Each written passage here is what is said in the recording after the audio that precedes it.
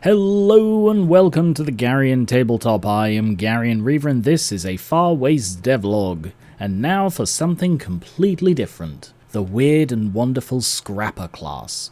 Remember, this game is a work in progress. Put your feedback in the comments or join us on the Garian Reaver Discord linked in the description. All the release rules are on the Far Waste Lab, also linked. I'm also trying something completely new out with the devlog aesthetic, so I'd love to hear what you think in the comments.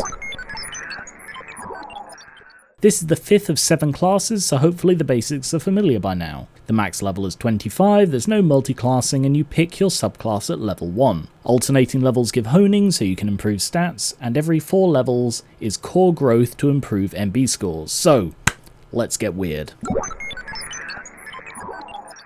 In the post-poc, there is no person quite as strange as a scrapper. Machinists might base their designs on pre-poc technology or schematics, rigorously testing to ensure maximum efficiency and reliability. To a scrapper, this would be considered horrifically dull. Why slowly increase voltage to find the lowest that can work when you can whack it up to 11 and see a real light show? And while we're at it, why follow schematics at all? Real inventors make something new, something extraordinary, something... Oh, it exploded again. The inventiveness of scrappers isn't limited by petty concerns like safety, realism, or basic common sense.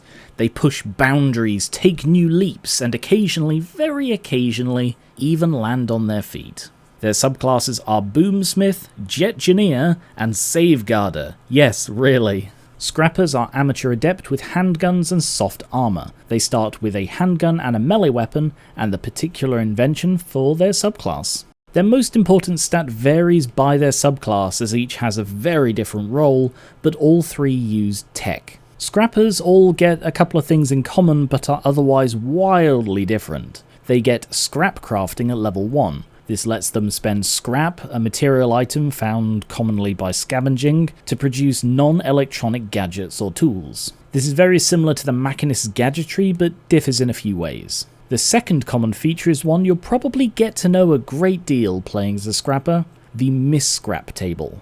Each subclass has their own personal Misscrap table, but they all serve the same function. I'm really proud of this mechanic and I think it'll be a lot of fun, but more on that in a sec. Let me ask you a question. Do you want to strap 2 guns together and use them as one? Of course you do, who wouldn't? This is the guiding principle behind the Boomsmith. Wielding your own custom boom machine, this subclass allows an on-the-fly tactical edge that very few others can match. This variety only increases as boomsmiths level up, adding more weapons to their amalgamation of destruction, as well as unique twists that can surprise enemies and ensure you're always doing the most damage you can, as long as nothing breaks. Their interest skills are demolitions, force, mechanics, scavenging, or threat. So what is a boom machine? Choose between the starter SMGs, rifles, and shotguns as the basis for your weapon. It uses that weapon's profile. Key is that you're always adept with your boom machine no matter what profile it's using. You're also the only one adept with it. To everyone else, it's borderline incomprehensible. You can also swap the weapon profile it uses by spending an hour of rest with your boom machine and any amateur ranged weapon. The weapon is destroyed as you use its parts to rebuild your own. Its profile replaces the old one, but you don't get the previous weapon back out of it. The cool thing is second barrel. Choose a second starter SMG, rifle or shotgun. The boom machine is also that other weapon. You can only fire one at a time, but you can spend 2 meters to roll once on the Misscrap table and switch the active weapon. As only handguns and machine pistols can be equipped that quickly, this allows a faster switch than anything else in the game. While you can only shoot the active weapon, you can reload either. I like to picture it as sort of rotating the barrels, but however you want it to be. So, about that Misscrap table. When you use the unusual and powerful abilities of the scrapper, you do so at risk of them malfunctioning. This is represented by a roll on the Misscrap table for your subclass. For the boom machine, a roll of 1 means the function stops working until you spend 10 minutes fixing it. Basically, it's out of the fight. 2 to 3, the function fails and can't be used until your next turn. 4 to 5, the function works, but you can't fire the boom machine until you spend 10 meters fixing it. And 6+, everything's fine. That doesn't sound too bad, right? The issue is you're rolling on a d6, and you have to roll whenever you switch your active barrel. The reason I'm so proud of this mechanic is I feel it beautifully and simply captures the risk of a scrapper's slapdash tech, but it also has a built-in way of easing off as you level up while still remaining a possibility. Every so often as you go up in levels, the dice you roll on the miscrap table changes.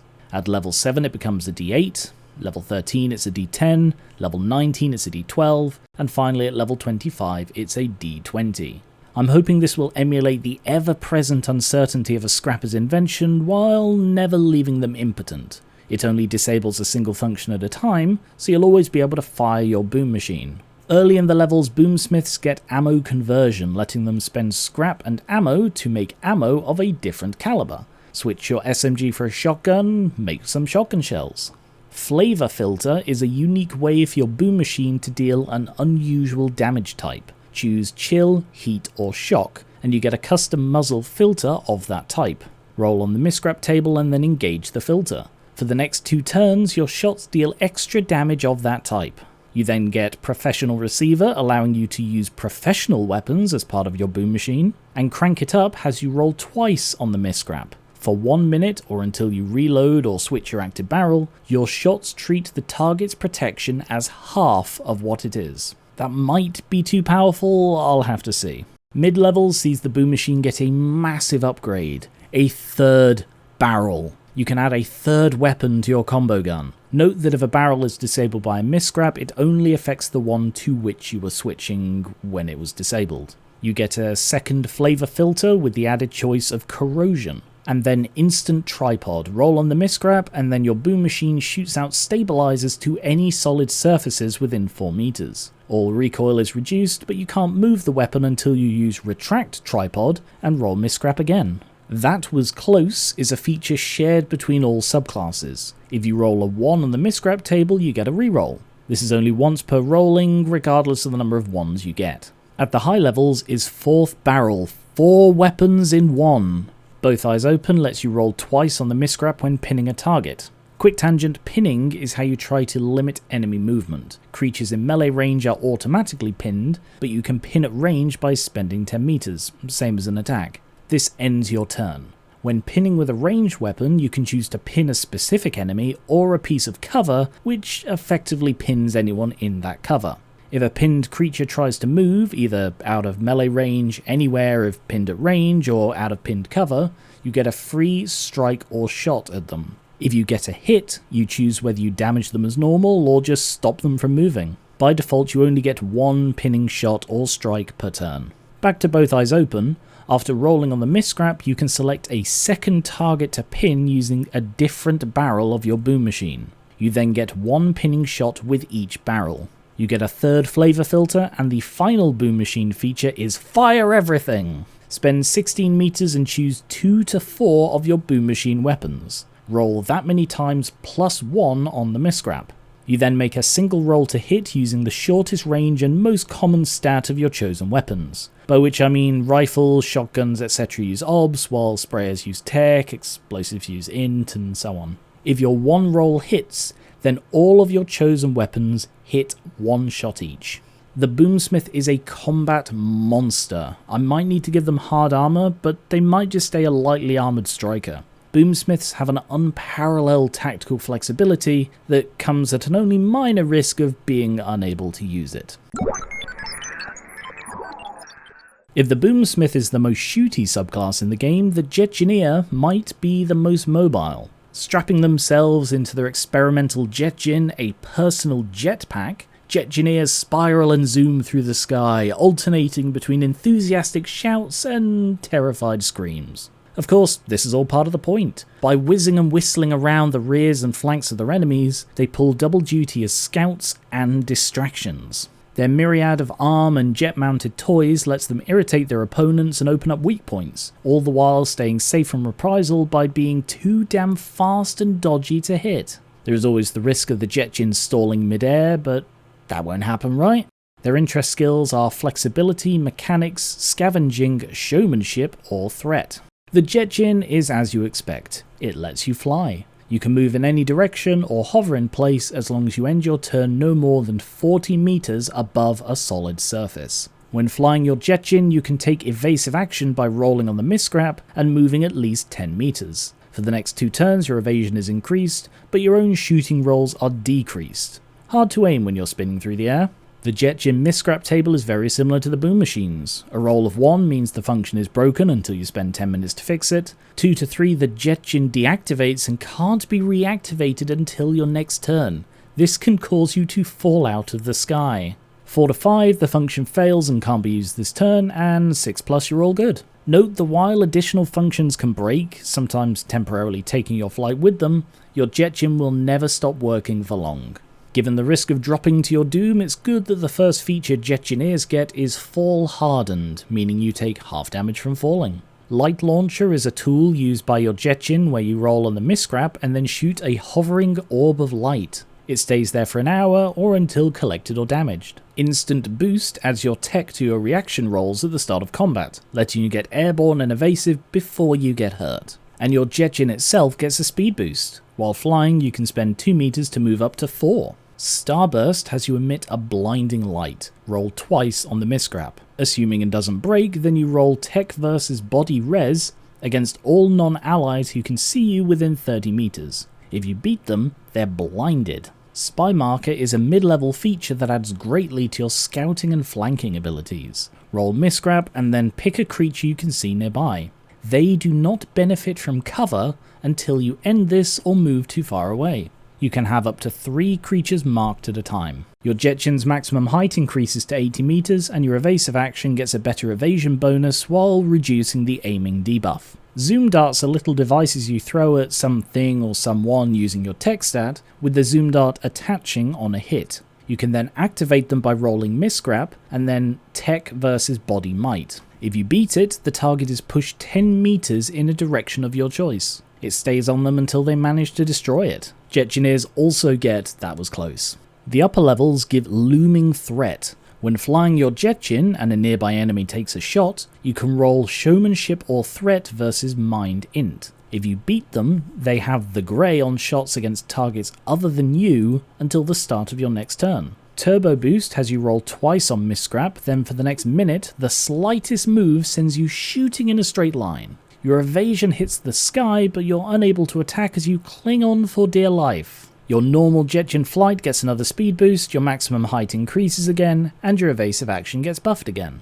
Finally, you get Banshee Pass. Roll 3 times on miscrap. Until the start of your next turn, roll Tech versus Mind Com against any creature within 10 meters. If you beat them, they're stunned. Combine that with Turbo Boost and you can stun entire battle lines. The Jetjineer is a bit more complex than the Boomsmith, bristling with weird and situational gadgets. Hopefully it doesn't bog the combat down, but testing will reveal.